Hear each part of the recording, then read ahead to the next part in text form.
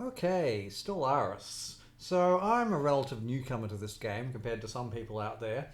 As with all games like this, I thought, okay, what I'm going to do is dig in until I don't feel like I'm a newbie anymore, and then go see what the rest of the internet is doing.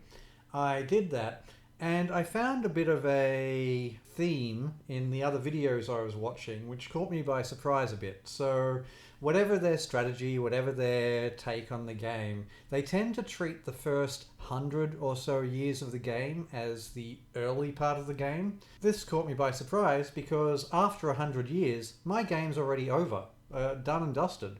So, with that in mind, I thought I'd show you how I'm doing that. And because that would probably make a pretty dull video if it was just that, we're going to throw in a couple of challenges to do along the way. So I'll be going for a galactic nemesis victory, which involves blowing up the entire galaxy as you leave it behind for a higher plane of existence. It's pretty much a 4-step process. The first step is you have to unlock the Ascension Galactic Nemesis.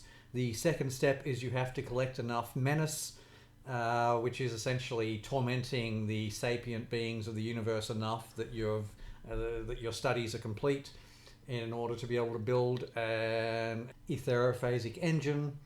Step 3 is to collect enough dark matter from the universe by going around blowing up stars and stuff that you can finish the megastructure, the etherophasic engine. And step 4 is activating it, blowing up the galaxy, you win. So, to make this a bit of a challenge and a bit more interesting, we're going to put the restriction on that I'm not allowed to fight anyone or anything until I've accrued enough menace to actually get my first stage of the etherophasic engine. So that's no fighting, no killing ships or star bases. We're going to have to spend a lot of points diplomatizing with people. That should slow us down a little bit.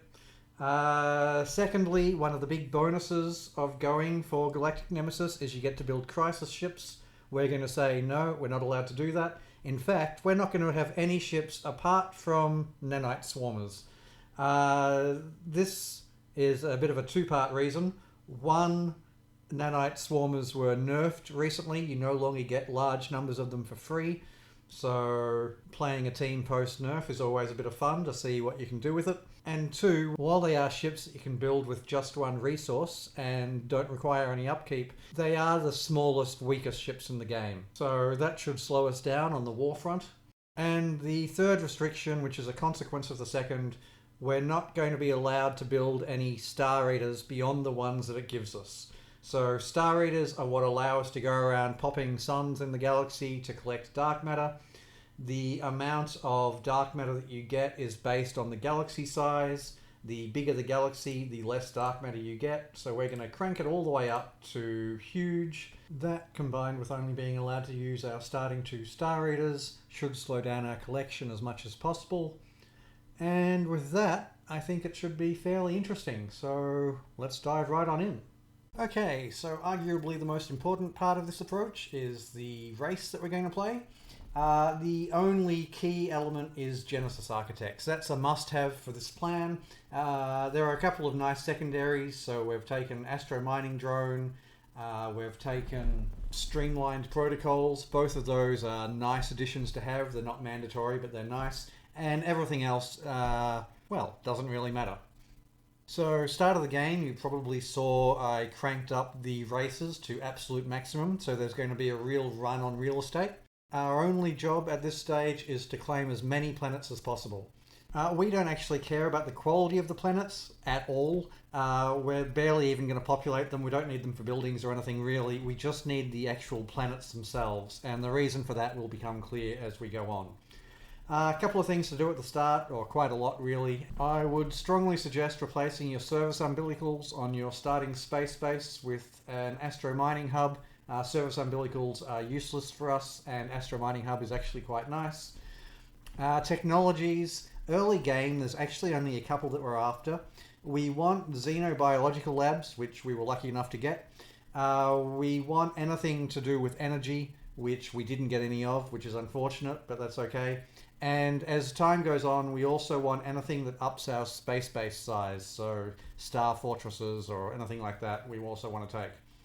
Apart from that, the only tech we really want is rift spheres, and that's a much later one and can be worried about later. So we got Xeno Labs, so already this game is looking pretty good. I went through the policies just to show you what I choose policy-wise. There's not really too many to change, but a couple of them you need to select options that aren't the default. And apart from that, build a construction ship and start scouting. Our first 100 Unity is going to be spent hiring a second scientist so that we can start scouting another direction, looking for more planets. But at the start of the game, don't just start colonizing everywhere going, well, faster is better. Just build the one outpost. I think a planet is always guaranteed in sight. I'm not actually sure about that, but it seems to be very often the case, if not always the case. Anyway, we're just going to build the one outpost and colonize it, and we're going to save the rest of our influence points until we unlock the expansion perk that makes our star bases cost 10% less influence. Once we've unlocked that, then we go on a building spree. Again, trying to maximize the number of planets that we have access to. Okay, so you're probably already spotting that I'm quite low on energy at all times, and this is exacerbated by having to pay energy for every Genesis Arc colony ship replacement. This is going to be a problem all game. It's the one resource that we are always shy on. In fact, by the end of the game, we might be selling minerals, food, trade, alloys, pretty much everything we can just for more energy. It's just the way it goes. If we ever get on top of it, we can find more ways to spend it. So, as you can probably guess, Genesis Arcs have to really be beneficial for us to be investing so much energy into the purchase of every one. And they are. So the first reason that Genesis Arcs are important is it's going to be our source of influence. Every time we dump down a Genesis Arc, we start a Genesis project.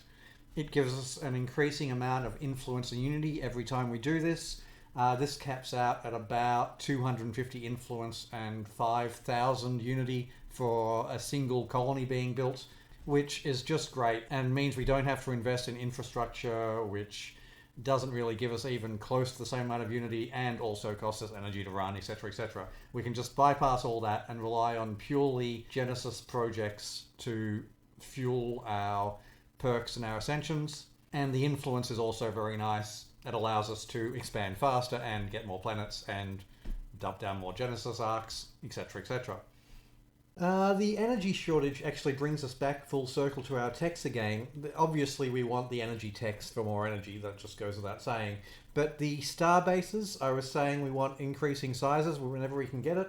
That's because we want to put more astro mining bays on our star bases. They're essentially the same as solar panels, and that is actually a big chunk of our energy throughout the game. We max out our star bases. We have ideally 6 astro miner bays per star base, and it really starts to add up. We do need shipyards as well every now and then, so our first starbase and any ones in key positions later where we want to be building fleets will need a shipyard, but generally speaking we want to get as much energy out of our spaceports as possible. Apart from that, the only other real sources that we have, we max out the generator districts on our home world. We activate every edict that we can throughout the game that has anything to do with energy. Later in the game, if we get the technology Dyson spheres, which is not guaranteed but is quite likely, that's also a nice bump. We build them around any stars that might give us a juicy boost to our energy production. And lastly, our etherophasic engine actually gives us increasing amounts of energy per stage, although not huge amounts, comparable to maybe a good Dyson sphere around an energy star, but a nice boost. Okay, some other things to cover that I'm possibly speeding through. I put the video in 2 times just for the first phase of our plan in this video. I will crank it up later once combat starts, but for now I figure 2 times is about the right speed. Leveling up leaders. The only thing we want for scientists is survey speed. That is the only skill that matters. Faster survey speed means faster getting to our planets and sticking down outposts and colony ships, and every one really matters. And for military leaders, we want sublight speed and weapon range. They're the primary 2 things that we're going to be using for making our nano fleet later more effective. If we can't get either of those, then we'll just go for orbital bombardment. Not nearly as useful, but not completely pointless. Okay, so my second race that I've met here is a Fanatic Purifier. That's going to be a little bit of trouble early on because you can't diplomatize with them. We can't just send in an envoy and improve relations. To get around it for the time being, I've set my diplomatic stance to cooperative in order to get reduced border friction. I'll also up the size of the starbase on their border, and hopefully that'll just encourage them to go in another direction. That might seem like a bit of a negative to have a Fanatic Purifier on the border, but actually in the long run this is a bit of a boon in disguise. So later on in the game, when the rest of the universe declares war on us because we're the galactic nemesis, the Fanatic Purifiers won't be part of the council, and while they'll still hate us just as much as they hate everyone else, they won't instantly declare war on us. So it's actually a border that we'll need to defend less in the long run rather than more. At this stage, of course, while I'm diplomatizing with everyone else to keep them in the green, I just have to hope that a well-defended starbase with a bunch of defense platforms is enough to keep them off my back. Okay, so the important part of this part of the game is to speed through the ascensions to try and unlock our Galactic Nemesis 1 as fast as possible. You can see me going through the expansion and domination trees pretty quickly. The first ascension, in case you missed it, that we grabbed was Interstellar Dominion. This again reduces our starbase influence cost, but it also reduces our empire size from systems. We want to keep our empire size ideally under 100 for as long as possible, and even after we clock over that, we want to keep it as low as possible. Empire size, once it clocks over 100, increases the multiplier, so we need more unity to unlock traditions and ascension perks, and we have a very limited amount of unity coming in. So while it's coming in at high speed, because at the moment we're doing a lot of Genesis projects, we don't have an infinite number of planets, and when they dry up, so does our unity. So we really need to make the most of every bit of unity that we get at this stage, because if we miss out on getting Galactic Nemesis, which at the earliest you can take as your 4th ascension, if we miss out on that, then we've pretty much failed the run. There's no way we'll make 100 years. So pretty much every perk that we're taking, if it's not giving us starbase influence cost or something like that, it's reducing our empire size. For our 3rd tradition, now that we've gotten most of the empire reduction things that we've got easy access to, we're going to take prosperity, and this is just huge for a nanobot team. It gives mining station output plus 20% and resources from orbital stations plus 25%. That's just for the adoption effects and the finisher effects, not even counting that it has some nice bonuses like resources from jobs plus 5%, which on our home planet, everyone's working in the energy district, that's a bit more energy. So prosperity is mainly a way to increase our nanobot production later on, but also with a couple of nice bonuses. So if you were watching carefully, you would have seen me dump down a whole lot of Xenolabs on different planets. You might be wondering, okay, why do we need Xenolabs if we're not really tech heavy? The answer is so that we can speed through our guaranteed research option epigenetic triggers and then start uplifting races at high speed. So when we go to uplift a race, we take one of the species that we've made on one of the colonies that we've been dumping down, we sink in 3,000 biological research, and voila, we've uplifted a race, and as a bonus for doing that, it will give us 10,000 unity flat each time. This is on top of the 5,000 unity and 250 influence that it's giving us for doing the Genesis project in the first place. So 15,000 unity total per planet that we colonize. You can see why each one is so important to get our hands on. That's it on our unity tricks, by the way. We have no other ways of getting unity really apart from the normal slog of building buildings and doing it the hard way, but that's never going to get us anywhere in any reasonable amount of time. Genesis arcs on planets, though, that's the answer. Speaking of planets, I'm starting to run out of space just a little bit. I've been completely boxed in from most angles up to the north of my empire. I still have a little bit of expansion room down the southeast, so we'll be pushing that way until we can't anymore. In the meantime, it's really about keeping our neighbours happy at this stage. Because we're doing the whole no combat thing, and we're going to be making our neighbours rather unhappy as we progress through the menace track when we're the Galactic Nemesis, really we can't make our neighbours happy enough at this stage.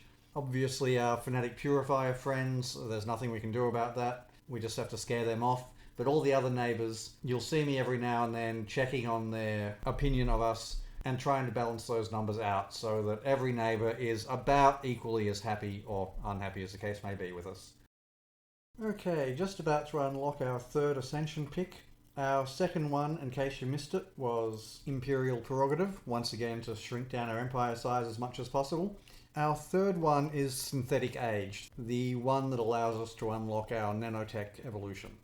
We can't actually get access to any of the traditions in the nanotech tree until we've completed the transformation, so I highly recommend that when you get to this stage you go to the situation log and hit overclock. It lowers our monthly unity, which we don't care about because our unity comes from planets, and it gives a 20% bonus to how quickly we get through the transformation. We did finally manage to get our first energy tech as well, so since we're now armed with everything we need to continue on until we get our galactic nemesis, I'm just going to jump a few years until it happens and we can check out our menace tab and how far through becoming the crisis we are. Okay, so 2230 and we're unlocking our galactic nemesis ascension. That's not bad considering it took us 25 years to unlock our first energy tech. We would have been a little bit faster had we got our energy tech earlier, but at this stage we're still on track to potentially make our 100-year deadline. Okay, so next up, it's time to start getting some menace. And here, once again, we're going to exploit Genesis Architect. So, in order to create a vassal, you normally need to have a species that isn't your starting species. You can't vassalize your own people, but you can vassalize any other sort of species.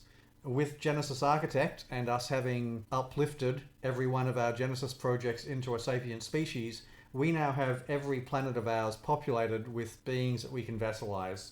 So, choose a planet outside of 4 jumps from our home system, shrink down a sector to include only that system, and hit vassalize. It takes a chunk of influence, but conveniently we've been collecting a lot more influence than we can spend with that 250 per Genesis project, and we can only build outposts so fast, so we've actually been sitting on maximum influence for quite a few years at this point. That's plenty to make a whole lot of vassals. When making a vassal, you get to negotiate the terms with them. The only absolute must is that we need to choose integration permitted. That's an absolute must.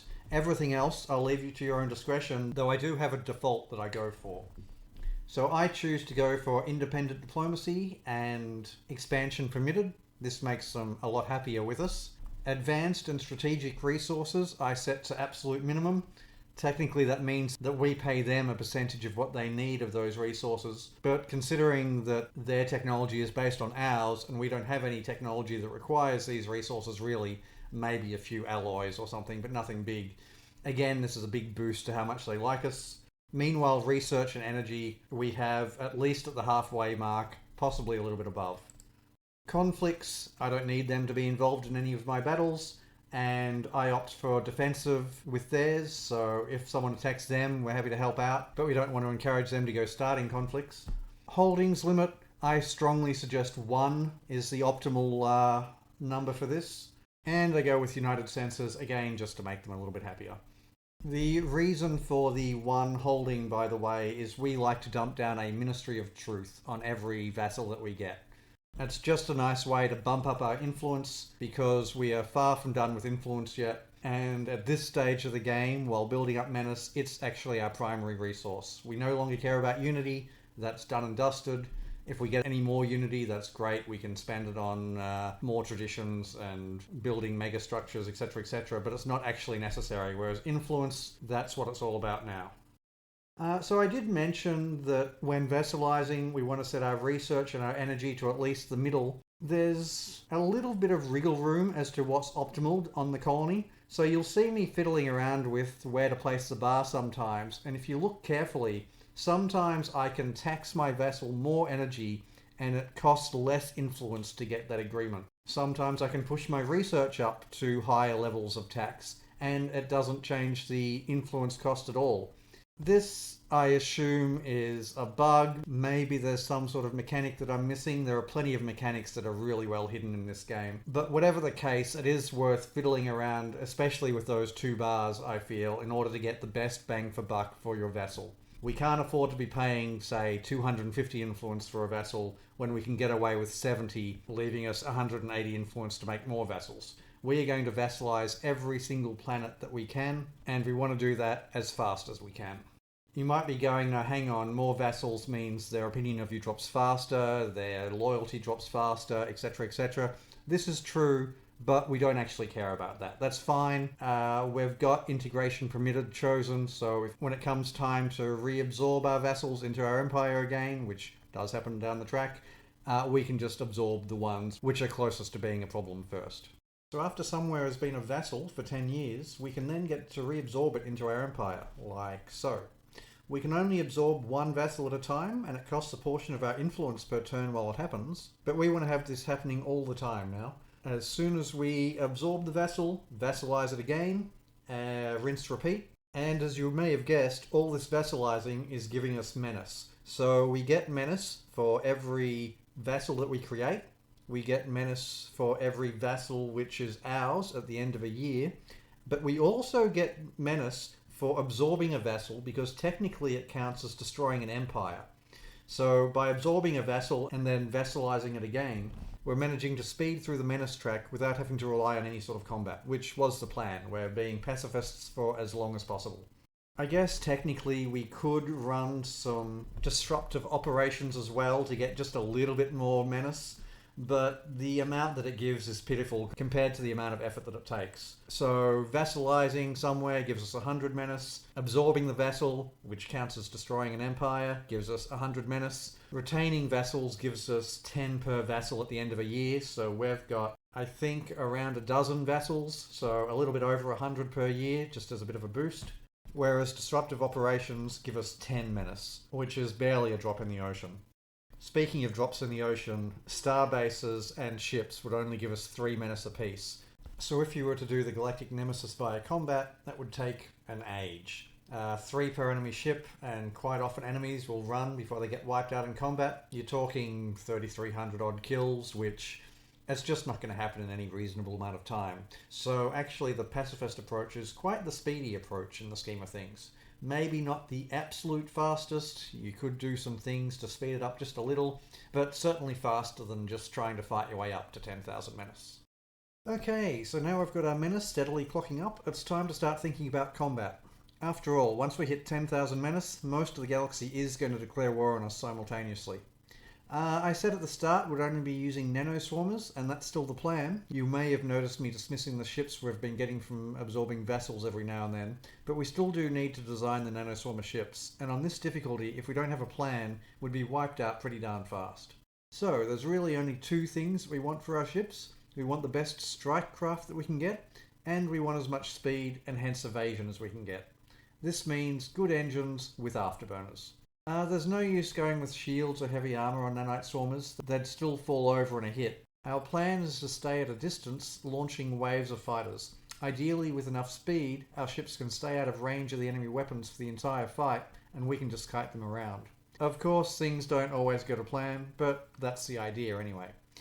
We then take anything that gives us a bonus to weapon range or sublight speed, and this is why we went with the supremacy tradition with the last of our unity. Getting to the end of that unlocks war doctrines for us, and one of the options is rapid deployment for 25% sublight speed and plus 10% weapons range, which is an absolutely huge buff to have across the board if we can manage to get it. So, just while we're building our fleets and waiting for our menace to tick up to 10k now, I should probably quickly mention something on nanite production. So there are 2 main sources of nanites. The first is to subsume a world, which you might have seen me doing to every planet I own just before around the 15-minute mark. Subsuming a world slowly decimates the world, one of the reasons we didn't care too much about building infrastructure on our non-homeworld planets, but it also adds permanent planet blockers, which I think are called nanite harvest basins or some such. And while the planet's decimation level will slowly drop back down to 0 over time once the subsuming is finished, it will leave these blockers behind, and they give a permanent 0.5 addition to your nanite production each, as well as having a small chance to give a rather large lump sum bonus to your nanites once every now and then. Both good reasons to have as many of them as possible. The other main method is to put nanite harvesters on starbases, and you definitely want one of these on every single starbase that you have once they're unlocked. They start out allowing you to mine 0.1 nanites per celestial body in your system, which might not seem like much, but this number goes steadily up over time. The earlier you get them happening, the earlier they'll be producing serious amounts of nanites. They can also easily be increased via other means, the easiest of which being the addition of our astro mining bays, another module we want on every starbase as soon as possible. There are also plenty of techs which do up the production of mining stations, all of which stack, so we've been keeping an eye out for them as we've been going along as well. Though we are an extremely tech-poor race, all things considered. So the booster techs aren't something we're really relying on. They're nice bonuses if they happen to pop up, but that's all we're treating them as, a nice little bonus. So, it looks like the galactic community is finally forming. I thought we might just be able to collect our menace before they formed, which could have been pretty amusing to see how that played out. See if we could maybe avoid the whole war side of things completely, as it's actually the Galactic Council that declares war on us, not individual races. But it wasn't to be. Maybe next time. Anyway, not much time left to prepare now, but we have just unlocked star fortresses, so we can make sure at least that everyone is kitted out properly. Ones without shipyards should have 6 astro mining bays, a nanite harvester, astro mining hub, and a hydroponic farm. Although our race is robots and we don't need to eat, we do now have quite a lot of mouths to feed in our empire thanks to our Genesis arcs. And any excess food we happen to make, we can always sell for energy down the track. Okay, so all our plans are done for this phase of things. So, once again, I'm just going to speed through the last few years, as there's really nothing to see until wartime.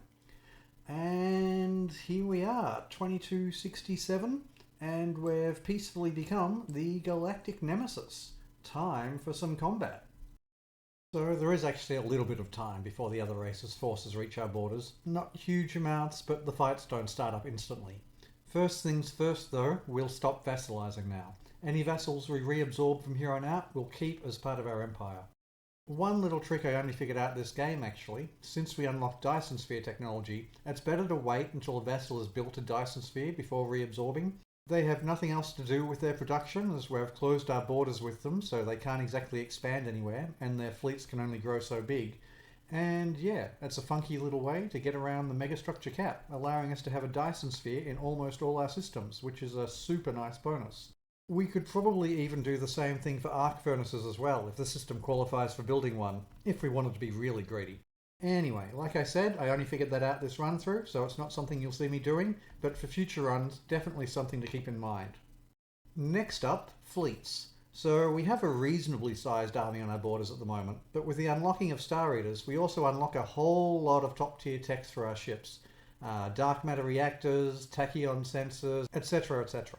While we don't really have time to go retrofitting our existing fleets, we can make sure that every ship we pump out from now on is using all the top end tech. As our nanite swarmers only require nanites to build, we don't need to worry about any additional costs for this top end gear, and this puts us at a huge advantage fleet-wise for quite some time. Well, until the other races start getting quite advanced anyway, by which stage we should have quite the numbers advantage on them. We're now moving to non-stop production for the rest of the game. Every nanite we get goes straight into making more nanite swarmers, and so long as we're careful not to take any massive losses, we should start getting some pretty insane fleet sizes before too long. So, we've now got access to the only 2 Star Eaters we're allowing ourselves this run. Not wanting to risk them, I'm going to start by devouring a couple of stars within the safety of my borders while we wait for our front lines to feel a little safer. While Star Eaters can certainly hold their own in combat, they're not indestructible, and not having a feel for enemy fleet strengths just yet, this being the first fight of the game on screen at the moment, I figured it's best not to go putting them at risk unnecessarily. Just before I crank the speed up one more time, there is one small thing I wanted to point out actually, just in case there are some devs watching this or some people know a way around it or something like that. So there's a bug that pops up occasionally and it's super annoying. Here you can see my fleet wanting to take the hyperlane south to the Quiris star system, but no matter what I do, my fleets all want to go around the long way. Not to spoil the end of this vid, but I miss out on the 100-year goal mark by a few years. And yeah, I'm pretty sure without this bug popping up all over the place, I would have made it with some time to spare. First time I encountered it, I thought perhaps it was some advanced tech of the enemy, perhaps some structure that they'd built in their star system to prevent people using a hyperlane. But after playing a bunch, it seems that it can happen anywhere and quite randomly. Anyway, not a complaint per se, still a great game, and I appreciate there's always a ton of things to fix in games that are this ambitious, but just thought it couldn't hurt to shine a light on it briefly. Okay, so cranking things up to 4 times speed now, as most of what happens for the rest of this game is just combat while our Star Eaters slowly build up our dark matter supplies. I actually find the massive amount of combat required the biggest drawback with going for a galactic nemesis win. As you're pretty much fighting constantly on every border, you'll often have 3 or 4 fights happening at once, and while that's fine every now and then, doing it solidly for a quarter century can start to make things feel pretty repetitive. I've already started designing my next race as a bunch of suck-up diplomats where we win the game never having to fight anything at all actually, just to go in the complete opposite direction. But maybe I'll leave talking about them for a different video. Actually, for those still watching, while I'm happy for people to use any or all of my race's plans and copy whatever they like from what I'm doing as much as they want, I would suggest the biggest appeal of this game really is the huge amount of customizing you can do with a race. That's what drew me in anyway. The first video I saw on Stellaris was a guy starting off in a federation with 2 other species. First thing he did was leave the federation, conquer them, and then go into the game with essentially 3 homeworlds from the start, which I thought was a pretty innovative idea. I have friends playing races where they go into alien territory and set up criminal organisations, making money while ruining things for the empire in charge, or races that gain traits over time, so instead of looking at the species traits list and seeing just a few green circles, there'll be so many traits listed that you see a bar of almost solid green instead. So anyway, what I'm suggesting is that winning this game isn't really the challenge. Any race can do that, even if you start with a dying race on a dying planet. It's really more of a role-playing game for how you want your species to be and act. And as such, do try playing around and finding your own interesting combos. Take inspiration from other ideas for sure, but with the amount of possible customization available, you'll be missing out if you don't at least try making your own team with a playstyle that's uniquely yours. Well, that's my 2 cents on it anyway. So back to what's happening in the game, my area has essentially got 5 choke points leading into it. One of these ways leads to the Fanatic Purifiers, who still haven't declared war on me. I've left a small force on their border, but nothing major. 2 of the ways in, I've got Star Eaters destroying systems beyond the choke points. They're focusing on destroying population centres as much as possible at this stage, as the computer will fight a lot harder if they have populated planets near the border of a species they're at war with. Once you vaporise all their systems close to your borders though, while the computer will eventually outpost those systems again if you leave them long enough, they'll still tend to keep their fleets within dashing distance of their remaining population centres, meaning our borders will be relatively safe. Lastly, there are 2 other ways into my area, one from the northeast and one from the southeast. With so many fighting fronts currently, I don't really have the fleets to mount a proper defence at both these choke points, so I decided that since the northeast is closest to my homeworld, and hence most dangerous if they break through, I'd focus what I could on that area and push into their homeworld. I can't destroy the system as my Star Eaters are busy doing their own thing at the moment, but I can still send a fleet and bombard their home planet to dust.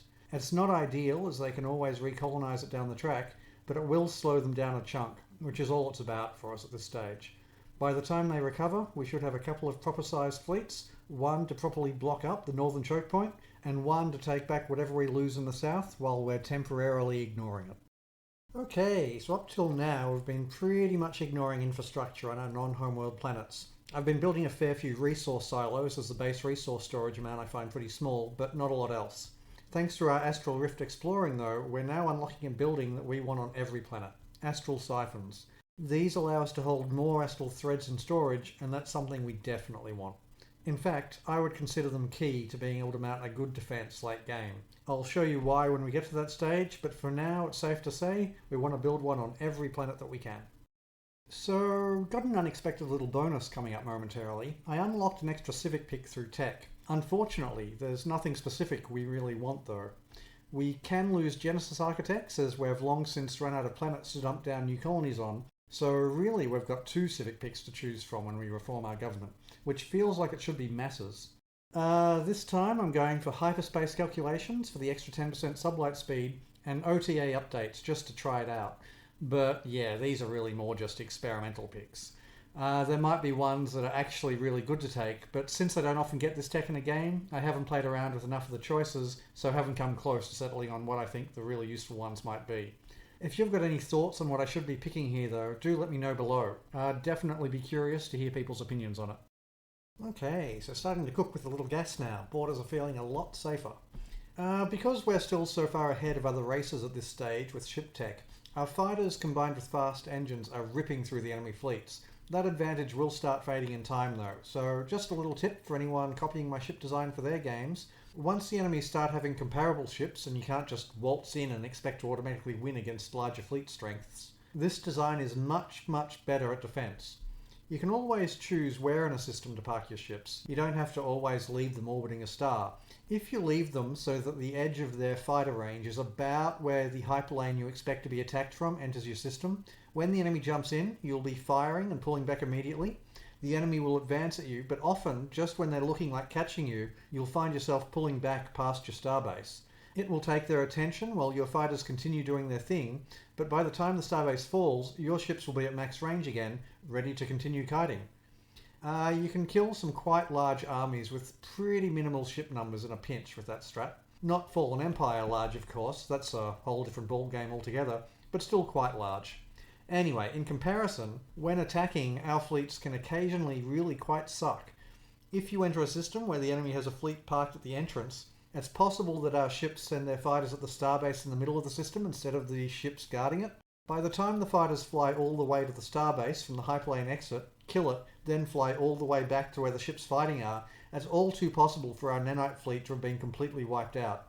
So yeah, just something to be aware of when using the long-range fighter strategy. That's amazing in defense, which, when you're at war with the entire galaxy, that's extremely important. But just beware of its weaknesses when attacking. The ships aren't invincible, and it can undo quite a lot of hard work if you get a little greedy and find you've suddenly lost a full fleet of ships to a very minor enemy defense force. So, a couple of things happened there while I was talking about fleet stuff. Blink and you might miss it at this speed, I guess. Firstly, 2273, and we finally managed to save up the 20,000 dark matter needed to upgrade our etherophasic engine frame for the first time. Normally upgrading it would take 10 years, but that's way too long for us. So back when we were going through our race's transformation, we had some options asking us what kind of things we'd like to prioritise. I recommend at that stage making all 3 options your top priority as they become available to choose, as they each give you rare resources on your homeworld. The resource that matters here is living metal. We only get a very small amount from prioritising it during our transformation, but so long as you have even a little of a rare resource, the associated edict will unlock. In this case, living metal mega constructions, which shaves 50% off megastructure build times. If I'd thought there was even a chance I was going to miss out on the 100-year mark this run, I probably would have gone out of my way to research mega engineering technology as well. It unlocks another edict which does exactly the same thing. I could have then stacked the 2 edicts for even faster megastructure build speeds. But yeah, at this stage, I was still feeling fairly confident that all was well. Live and learn. You might have actually noticed that bug where I have to fly around the long way popping up again. Not focusing on it, but the extra time from having to send my star readers 5 or 6 systems out of their way every now and then really is starting to add up. Anyway, the other thing that you may have missed while I was waffling on, I managed to pop my first enemy Grand Archive. These are extremely worthwhile hunting down, even if you have to go a little out of your way to do so. By popping them, the enemy loses all the bonuses being gained from it, as each race can only have 1 Grand Archive at a time, no backups, and some of the bonuses they give are no joke. Additionally, there's a chance to steal some of the specimens they were holding when you pop them and get some rather nice bonuses for your own empire. Definitely a win-win scenario. So, while you may have noticed we had to retreat from 1 battle before, we are starting to topple a couple of teams now, which is nice. We won't be bothered by them again. Also managed to finish off the new Mystic Order, which gave a little bonus to my military leader that got the killing blow. Sometimes bonuses like that can be really quite nice. Unfortunately this time it was nothing that we cared about though. So something pretty amusing happening here actually, worth a mention. We've been subsuming our vassal worlds that we've reabsorbed from all nanites, as nanite production is every world's top priority. One of the uplifted species on a world is pretty unhappy about the state of things, so while we could go give them amenities, maybe build some buildings that they like, try and make them happy, all that sort of thing, you know what's a whole lot easier? Labeling them as undesirables and just exterminating them. We don't really care about population, and population that we need to feed even less so. So yeah, off with their heads.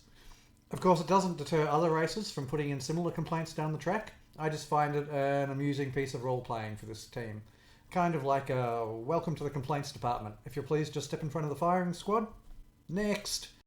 Falls back to what I was saying before, where this game is a bit more of a role-playing game than anything else. Play it enough, you're going to be able to win every time. That's really more about how you win and what you do along the way. Okay, so whole lot of combat happening and not a lot of anything else. I did think about just skipping it all and jumping straight to the end, but then I figured viewers can just do that themselves whenever they want. This way though, you can get a feel for just how many fights you're actually signing up for if you do go for the galactic nemesis win. Don't want to mislead anyone by making it look like you dump down some colonies, make some vassals, and voila, game over. For these fights actually, one useful trick, if you can be bothered, is to move your leaders around properly. So for some reason, moving leaders is instant in this game. So if you have, say, 2 fights on opposite sides of the galaxy happening back to back, you can use your best leader on the first one, then teleport him over to the other fleet and use him there too. A properly spec'd leader gives a huge edge in combat. Maybe afterwards you want to bomb a planet to dust, so no prob. Tag in your guy that's been levelling up bombardment and away you go. It is a little bit fiddly, but that's this game in a nutshell really. I don't think there's been a single fight this vid actually where I haven't had to cut out all the hitting pause, going to construction ships, choosing the next mining platform to build, or whatever else it is that's just regular empire management and nothing to do with the vid. There's always something somewhere in your empire that needs some direction or micromanagement, so I figure what's one more thing to keep track of.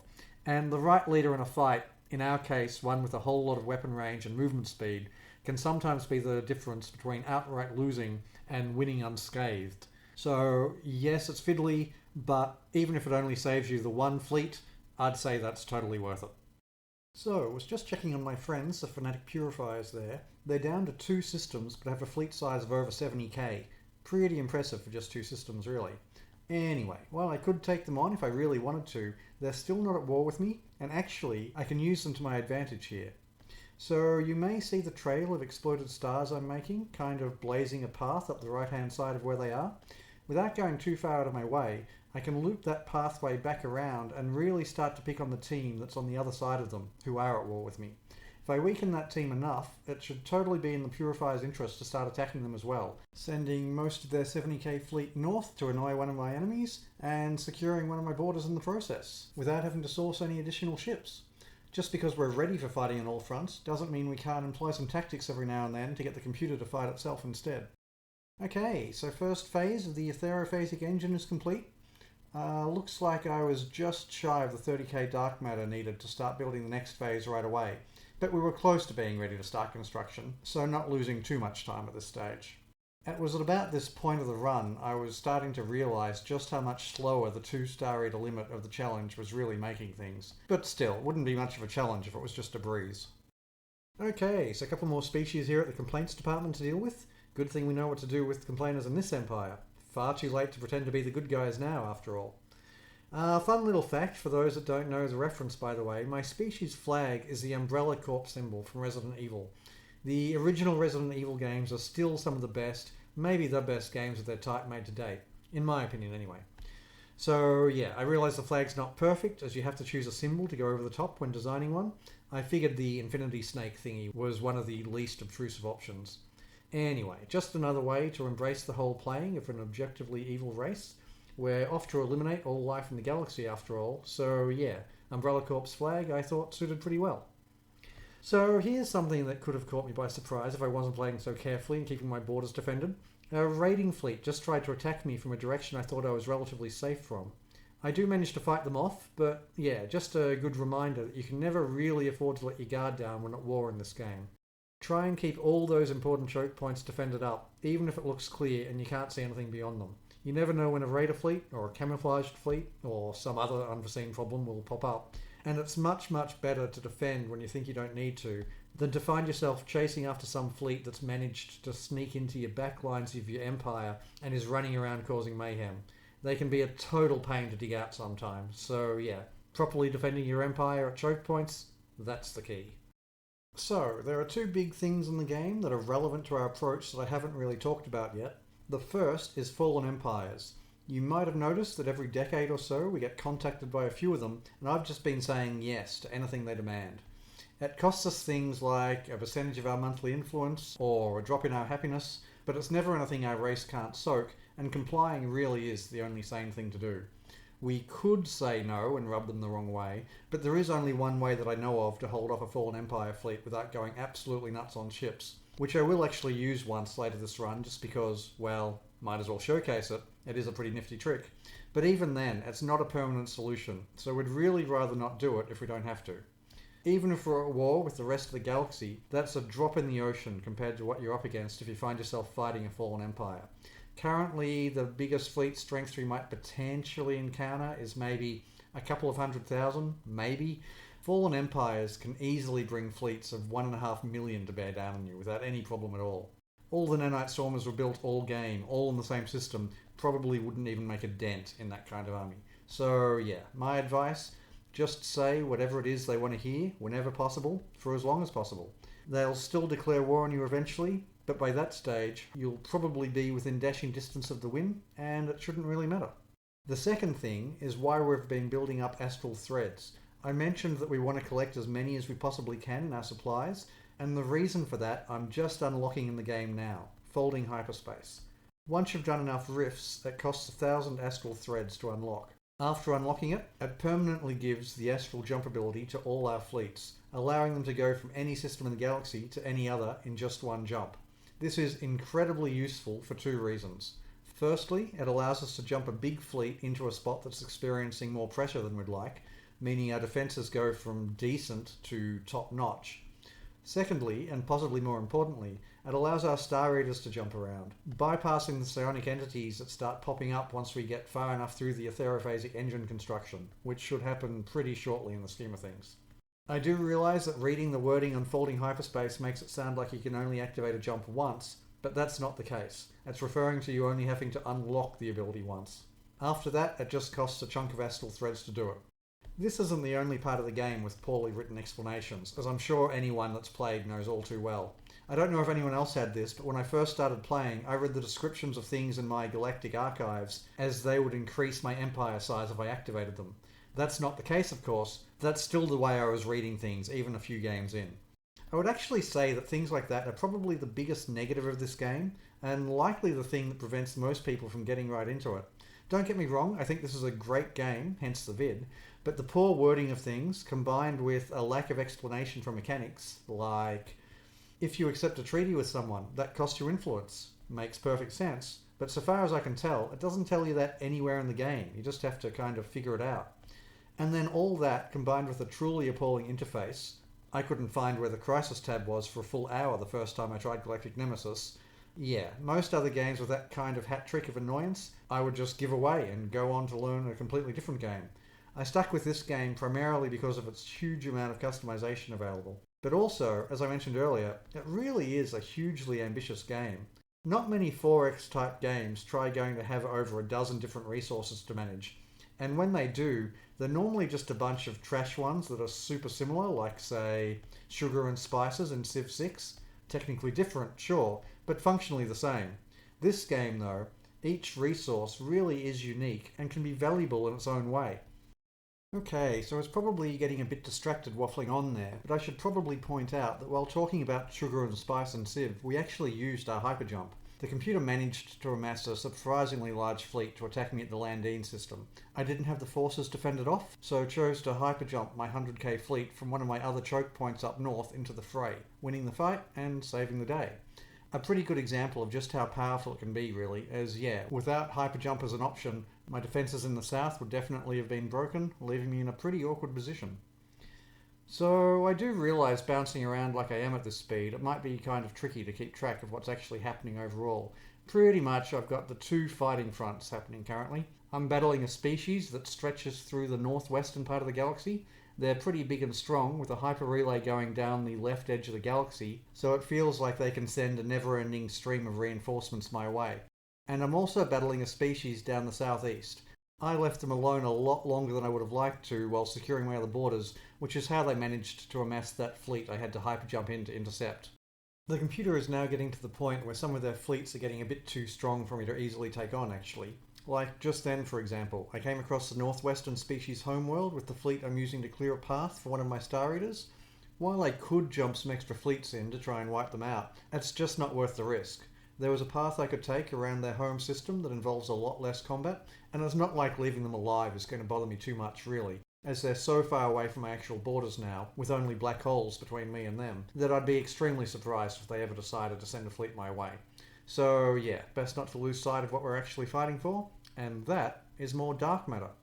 Just finishing up another phase of our aetherophasic engine now, which means we've only got 2 stages left to build. One for 40,000 dark matter, which we're well on the way to saving up for, and the final one for 50,000. So year 88, and this is probably where I would say the endgame begins for us, marked not only by our construction efforts, but also by the appearance of psionic entities from the Shroud, popping up to cause mayhem on the map.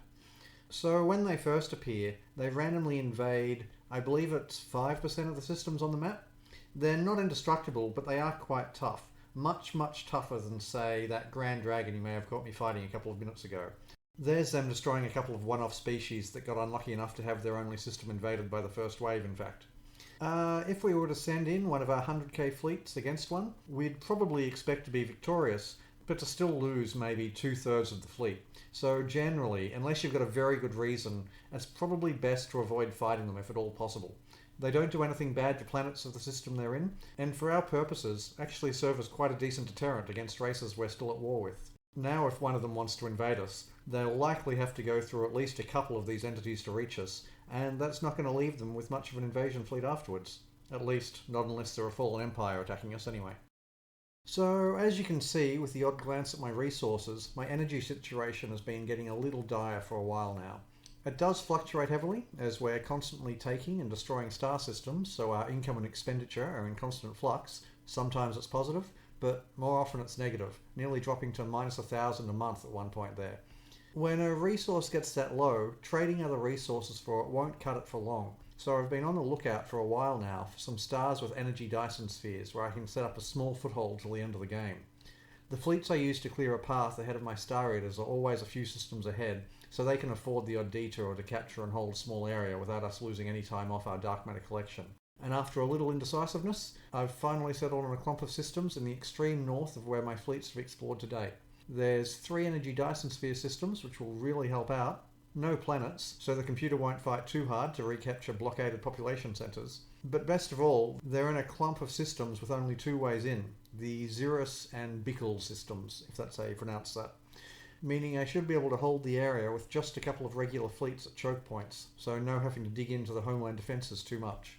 You don't want to have to set up areas like this too often if you can avoid it, as it can start stretching your fleet resources quite thin if you do, but you will probably want to do it once or twice in a game. Just keep an eye out for particularly energy-rich areas, or alternatively, particularly dark matter-rich areas. It is possible to supplement your dark matter income from star destruction with some mining if you can find the right spot.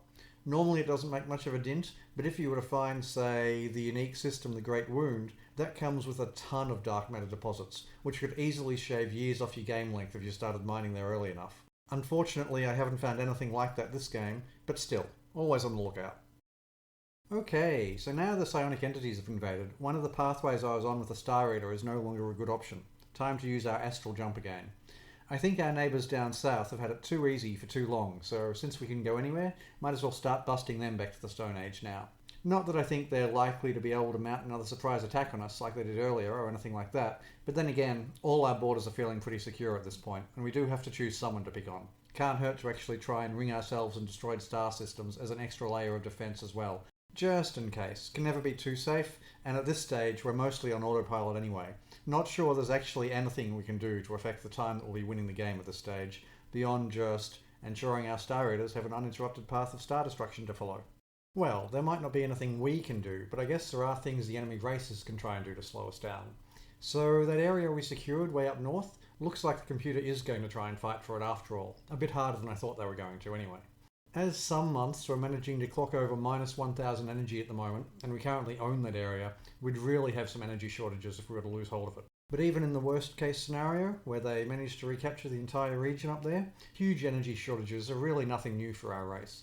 It's not impossible that a big enough shortage might slow down our win, but realistically we'd probably find a way to make do. It certainly is annoying though, as we really don't want to take defences away from anywhere else to defend the region. So we're just going to have to make do with what we've managed to build in the area since we captured it. Which, as it turns out, is not enough. At least not for their first wave of attacks anyway. I've actually got another retreat happening in the Xerus star system momentarily. It's not the end of the world, as it's a close battle, and I do have another fleet up there to continue the fight, but still, it is the second time the computer's managed to catch me off guard with an attack that penetrates my defences this game. Guess you can never feel 100% safe till it's all actually over. Okay, so last time with this, promise, but that bug where I have to detour around star systems, I've been skipping past it most times it happens, but it strikes again here in the absolute most annoying way. So I'm getting ready to wipe out a species that's been really bugging me on my southeastern border. I've got them down to just a few star systems left when the bug kicks in, and this time I can't go around as there are psionic entities in the way on the path it wants me to take. This leaves me with no way to get into the last of the enemy territory, so all those fights I've been running from all this time, all those fleets are now going to have time to respawn, form up, and come at me full strength. Nothing I can do about it but reinforce and start playing defense in that region, as I literally can't advance any further in the direction I'm being attacked from now. Anyway, I know I asked earlier, but yeah, if anyone has a workaround to this bug, please do let me know. Early game it's not so bad, but late game it really can be frustrating, and it's not too difficult to imagine it even being game breaking in extreme situations. I have looked around online a little, but yet to find any suggestions for getting around it. So very keen to hear from anyone with any potential workarounds, and I'm sure I can't be the only one in that boat. Okay, so next up, a little late to the party, but looks like it's time for the Fallen Empires to start getting in on the action. Now, there is an easy, though boring way to deal with Fallen Empires, which I'll show you in this vid in around 5 minutes time, but before then, I thought it might be cool to have a little fun with them. So we're going to try and delay them a lot using just our remaining fleet up north, using what I'll hope you agree as some quite fun tactics. We're not really in any danger as the Fallen Empire that's taken an interest in me is directly next to my energy region, so the homeland isn't under any kind of threat. And while we'll toy with them for a bit in the name of fun, we'll be very sure not to lose the entire region and start taking things quite seriously once things start going badly. Looks like while we're doing all this up north, we just discovered the Great Wound down near our southern borders. Usually super nice, but being 95 years into our 100-year challenge, it's far too late for it to start making a difference to our dark matter supplies now, even if we were to start mining it immediately. Ah well, such is life. Okay, so fun thing with Fallen Empires, they often have all their eggs in one basket. In this case, a 1.8 million strength fleet. That's not to say they don't have other forces or defences, but it's the main thing you have to worry about. It's quite safe to assume that any fleet you can muster is going to have a very bad day if it happens to cross its path. But the thing about only having one real fleet is it can only be in one place at a time. So, when they attack the Virul star system in my region, which is the first system they decide to target, I'm going to be able to sneak a fleet in around the back from Xeris, through Bickel, and straight up into their homeland. Meanwhile at Virul, I'm going to have a few throwaway ships parked on the very far edge of the solar system from the hyperlane that they enter from, so the Fallen Empire has to fly all the way across the system and back just to beat them up. Just because it's essentially an invincible force doesn't mean they're any faster than regular ships. Meanwhile, my real fleet should have time to play with their starbase and get at least some bombarding in on one of their planets. I hadn't really tested a nano fleet against a Fallen Empire starbase before this game, so I was pretty curious to see how they held up. Okay, here we go. Sneaking through the back lines, park my decoy fleet in position at the far end of the system, and we're away. Time to see how my fleet does up versus a Fallen Empire starbase. Unsurprisingly, they're incredibly tough.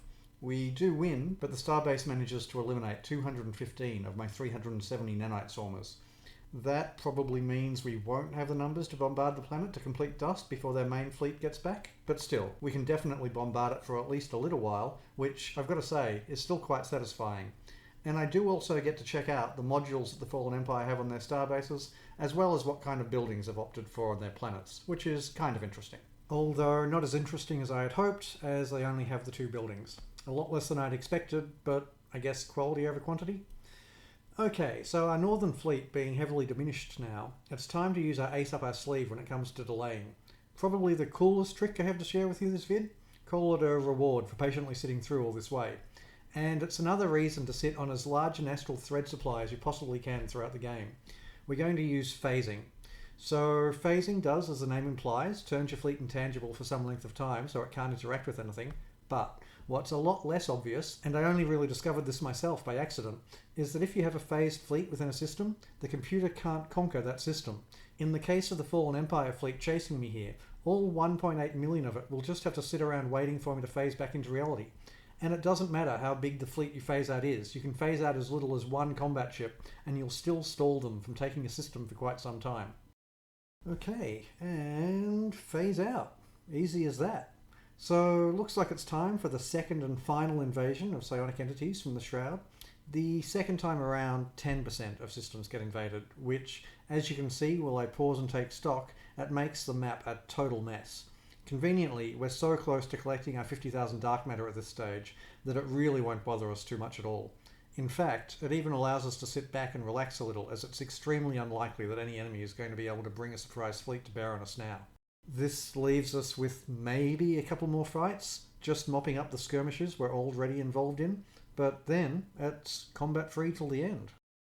So you might have seen then that another fallen empire is jumping in on the bandwagon now. Guess it's time for us to quit playing around with funky delay tactics and actually stop them in their tracks permanently. And underwhelming though it may seem at first, to do that, we're just going to surrender.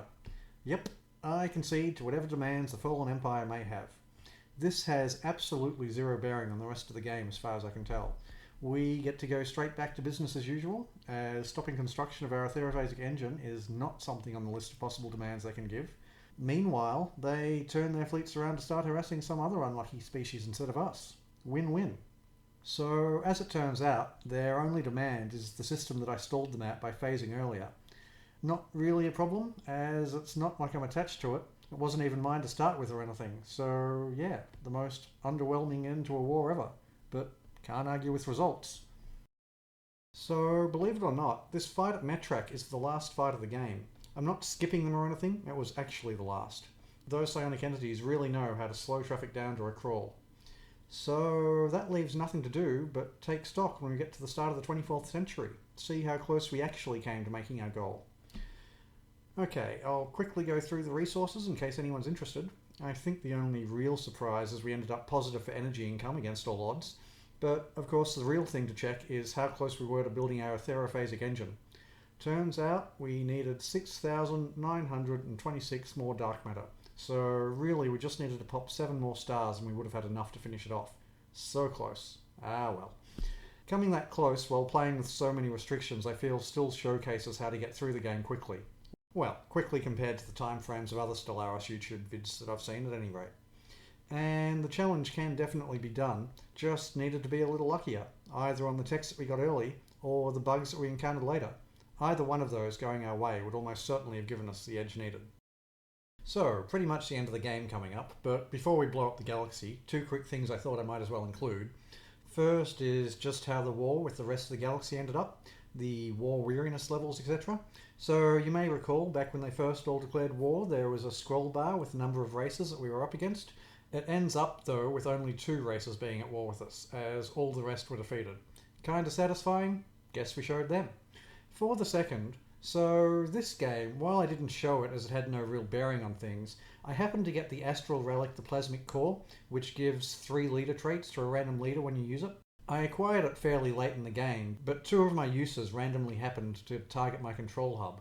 I had just kind of assumed that leaders were capped in the number of skills they could get in the game, but that would appear to be completely wrong. It looks like they can get all of them if you find a way to orchestrate it.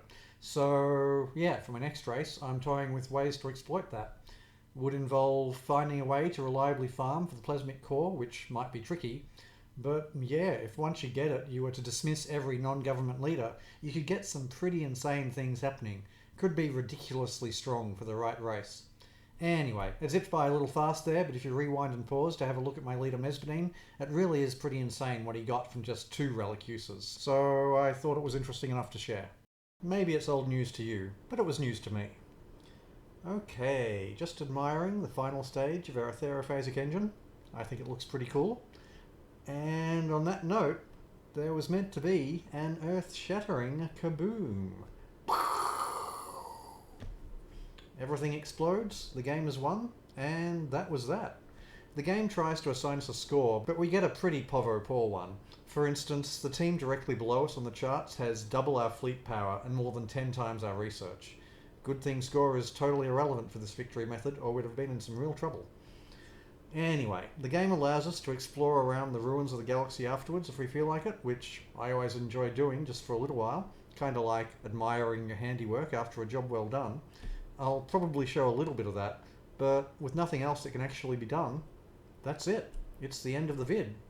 So I do realise it was a fairly long one this time, but hopefully you found at least a couple of useful tips or tricks for your games. As always, if you've got any questions, do feel free to leave them below, and I promise to get back to you before too long. And otherwise, thanks for watching. Good luck with your own cosmic conquest attempts, and maybe I'll see you around the galactic neighbourhood sometime. See ya.